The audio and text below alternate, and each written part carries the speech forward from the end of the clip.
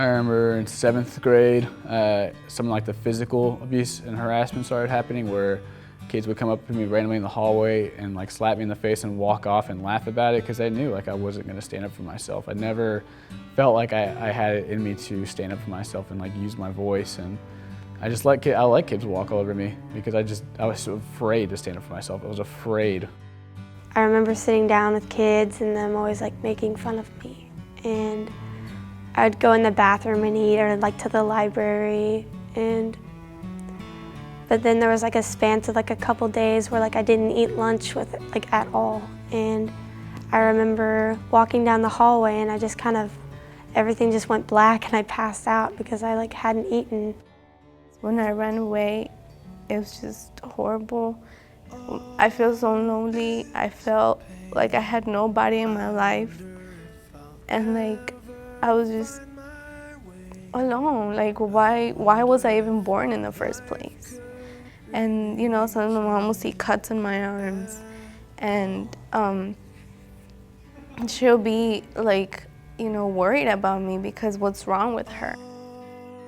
I changed everything about me. I changed the way I dressed, the way I talked, like my personality. I started cutting myself. I got into that. I started drinking when I was in the 6th grade. I would steal alcohol out of the fridge, and I grabbed a bottle of Advil and I took about 12 Advil, like hoping it was gonna kill me. I just wanted to die. You make beautiful things. You make beautiful things out of the dust. You make beautiful things. You make beautiful things out of us. You know, what am I doing wrong that everybody doesn't like me? You know, like, why is everybody so against me? How can someone just stand by? Like, there's stories, like you hear like all kinds of stuff going on in your life where people are like these are people you smile at and hang out with, and then when you're around different people, you have a completely different perspective of them. Like, I can't like stand like fake people, but then I couldn't stand myself because of how fake I was being. You know, like, I'll get so angry, like I just want to fight them.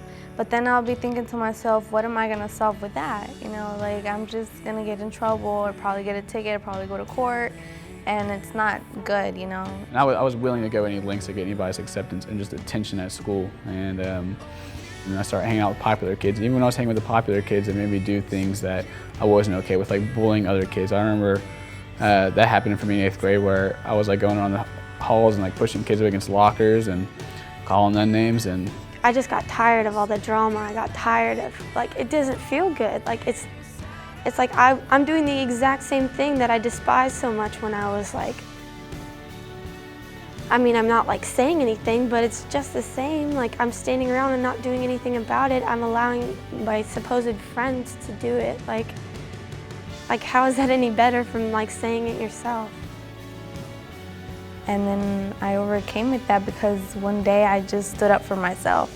I was crying, just my face red and crying, and just stood up, and I like screamed to actually the whole cafeteria, and I was like, you know, I haven't done anything to you guys.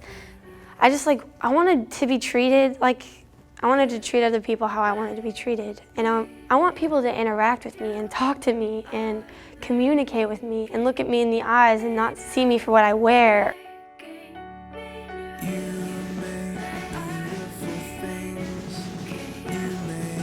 This program called E-Colors came along, I think, sometime last year. E-Colors brought a lot of awareness to like how people like interact with others, and like I realized how important people are. And I wasn't like taking the time out of my day to like have like a real like talk with someone. To know how to like relate to them and how to like approach them. That made it a lot easier, like at school, knowing people's colors, being like, well, I know how to come out this person now. And the whole, you know, pause and play thing, the personal intervention, I think that's just really unique. But it really did change me, and on the bullying part, the play button, I would use it, you know, whenever I see somebody bullying somebody else, just be like, hey, you know, stop. That's not right. Because I know how it feels to be getting bullied, you know. I decided that I didn't want to live that way anymore. Like I want to be alive. I want to experience life and I want to be happy. I decided to change.